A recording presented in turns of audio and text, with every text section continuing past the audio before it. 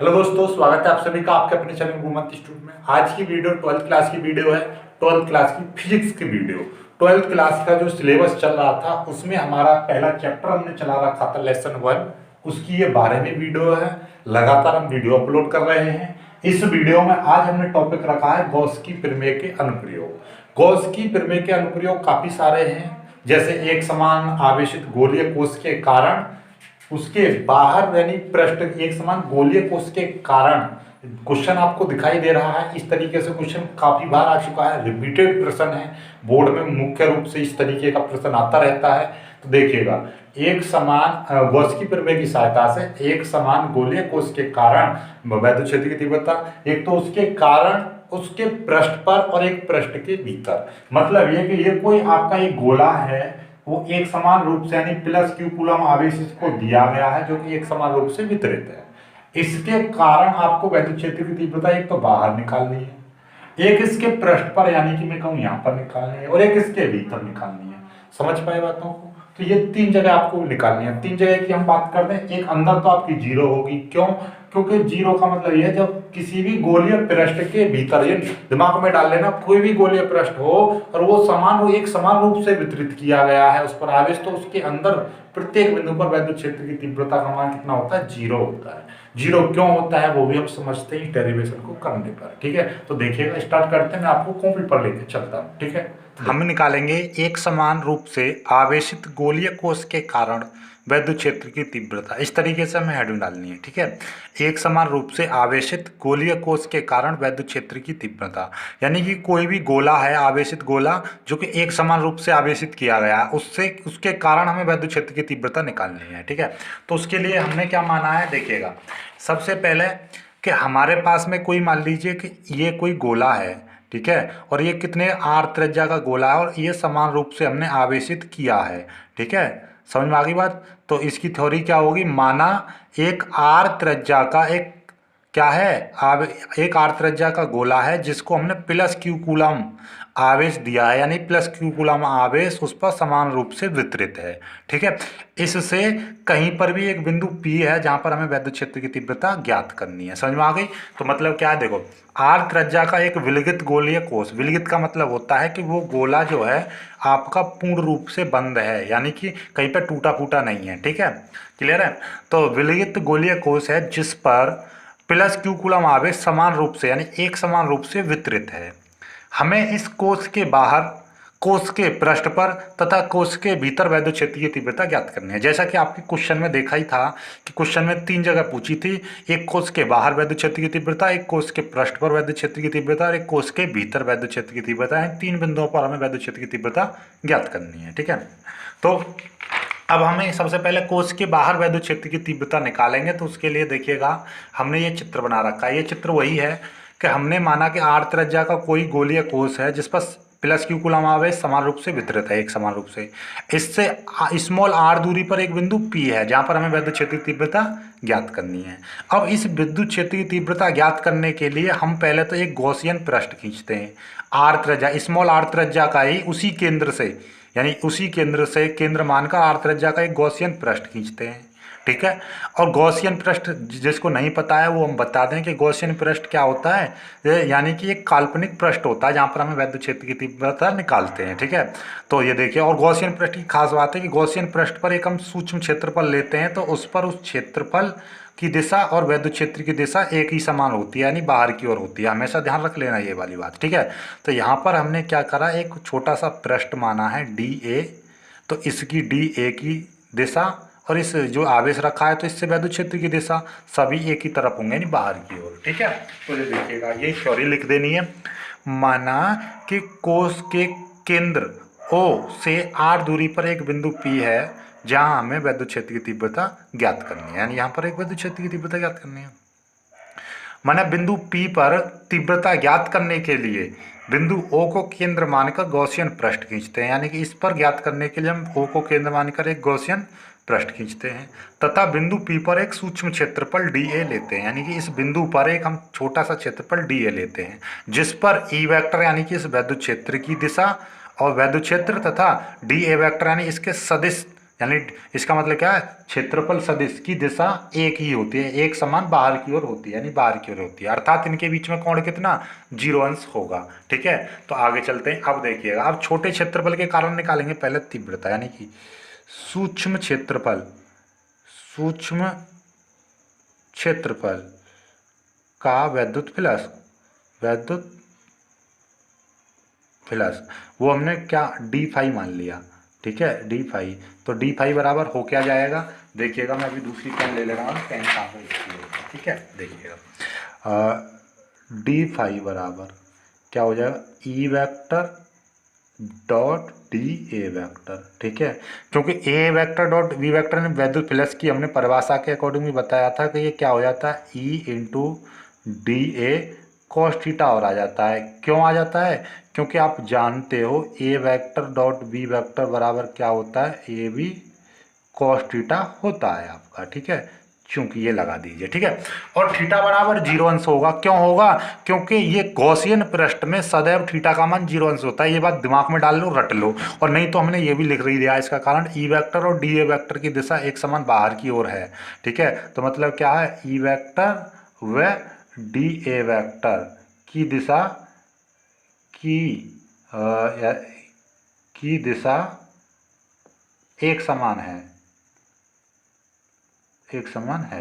अतः थीटा बराबर कितना होगा, 0 अंश होगा। जब ये 0 होगा तो मतलब क्या है, मतलब ये कि ये जो डी फाई बराबर ई व ई डी ए, और ये क्या हो जाएगा कॉस 0, कॉस 0, और कॉस 0 का मान कितना होता है, 1 होता है।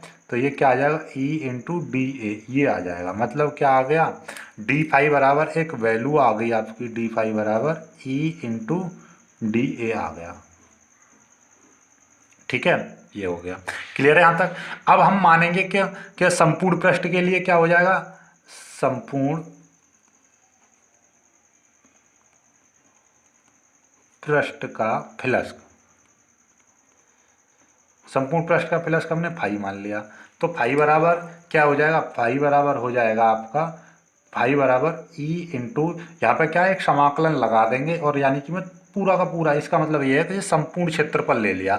और संपूर्ण क्षेत्रफल कितना होता है आप जानते हो, संपूर्ण क्षेत्रफल क्या होता है, यानी कि संपूर्ण क्षेत्रफल होता है 4 पाई आर स्क्वायर, यानी कि इस जो गोलीय पृष्ठ माना है, यानी गोले का क्षेत्रफल कितना होता है 4 पाई आर स्क्वायर। ठीक है, क्लियर होगी बात। ठीक है, ये हो गया। संपूर्ण पृष्ठ के लिए क्या हो जाएगा, लिख दो, संपूर्ण पृष्ठ का क्षेत्रफल, यानी कि डी ए बराबर कितना हो जाएगा 4 पाई, कैपिटल आर लगाएंगे कि small R, sorry small R का स्क्वायर। ठीक है, ये यहाँ पे लिख दे रहा हूँ 4 पाई स्मॉल आर का स्क्वायर, क्योंकि स्मॉल आर है ना यहाँ तक। ठीक है, क्लियर होगी बात यहाँ तक।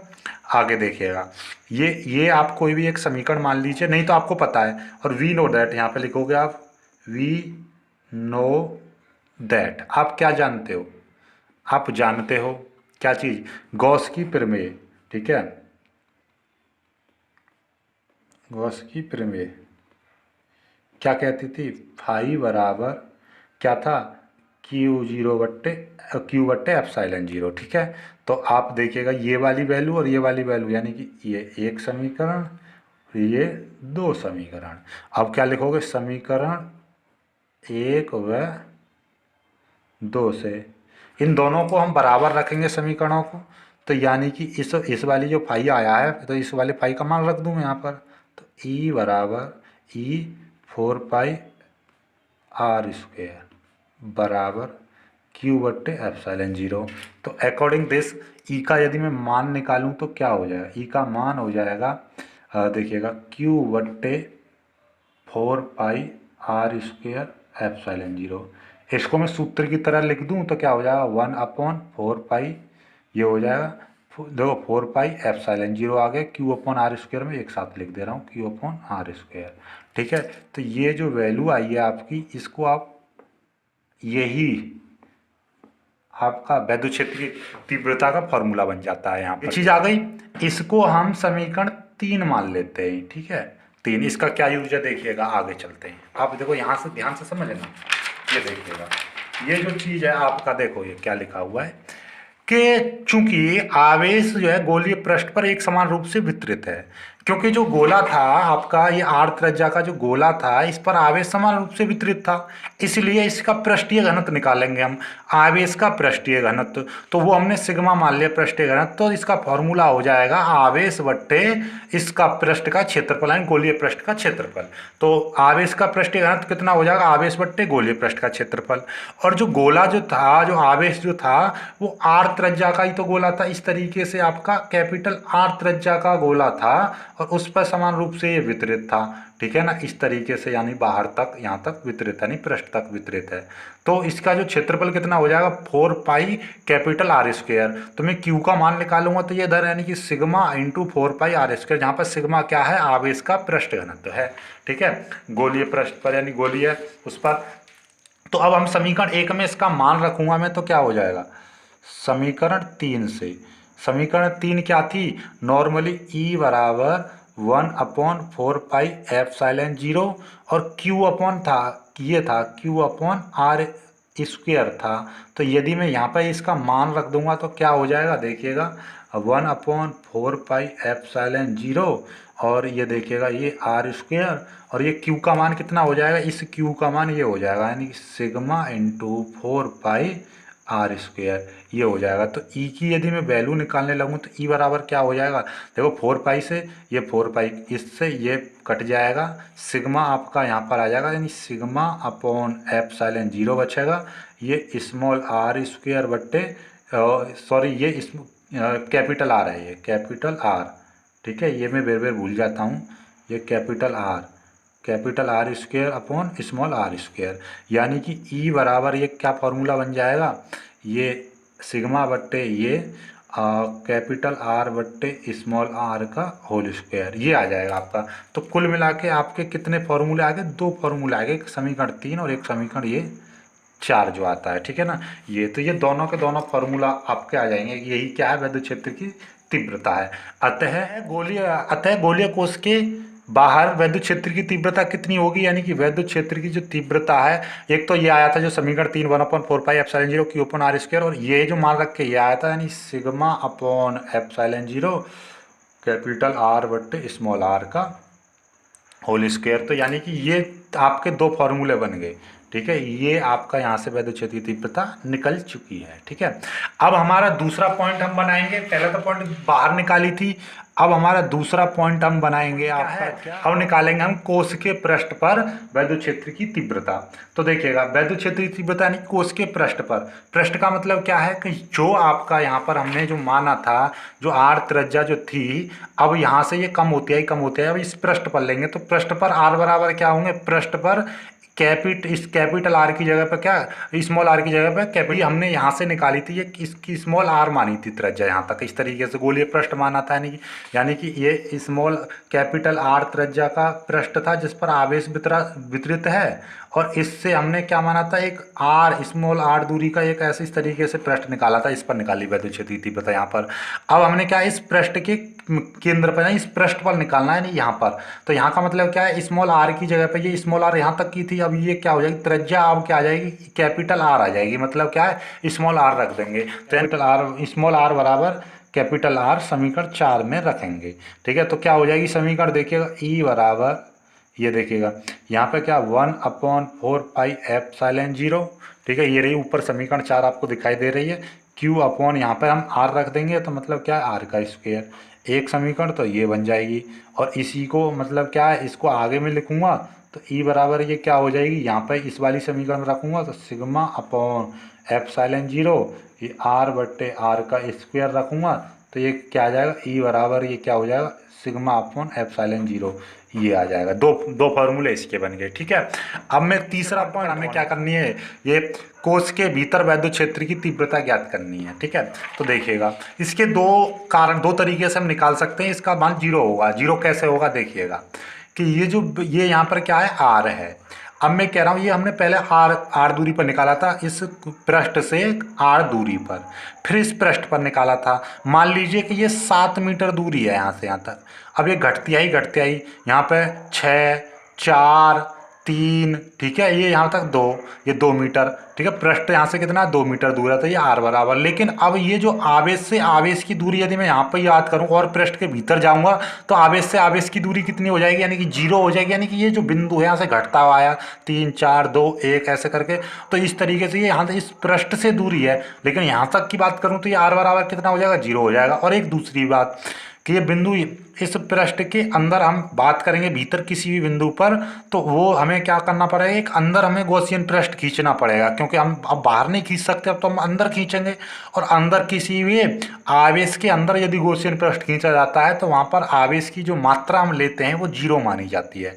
अर्थात ये वैद्युत क्षेत्र की जो तीव्रता है इसके अंदर कितनी हो जाएगी, 0 हो जाएगी, ठीक है। तो उसकी जगह पर क्या लिख दोगे, r बराबर हम कितना लेंगे, 0 लेंगे, या स्मॉल r बराबर ये भी 0 लिया जाएगा, क्योंकि ये जो दोनों की जो दूरी है वो दोनों बराबर, यानी दोनों की दूरी है घट के 0 हो गई। अर्थात मैं कैपिटल R बराबर 0 ले रहा हूँ। या आप कहोगे कि अंदर वाले गॉसियन पृष्ठ के लिए हम जो आवेश की मात्रा कैसे लेते हैं, 0 लेते हैं, ठीक है। गॉसियन पृष्ठ के अंदर जो आवेश की मात्रा होगी वो 0 होती है। तो कुल मिला के ई का मान कितना हो जाएगा, ई का मान आपका 0 आएगा उसके अंदर, ठीक है। तो ये लिख देना, लिखिएगा। अर्थात आप लिख सकते हो, नोट करके एक पॉइंट लिख देना कि किसी भी गॉसियन पृष्ठ के भीतर कोई आवेश नहीं होता है, अर्थात Q बराबर 0 होता है। क्लियर हो गई बात, ठीक है। ये काफ़ी लंबी वीडियो हो गई है, वीडियो को लाइक करके अपने दोस्तों तक शेयर कर देना। बहुत ही अच्छा डेरिवेशन था, बहुत ही इंपॉर्टेंट था, इसको कर लेना, ठीक है।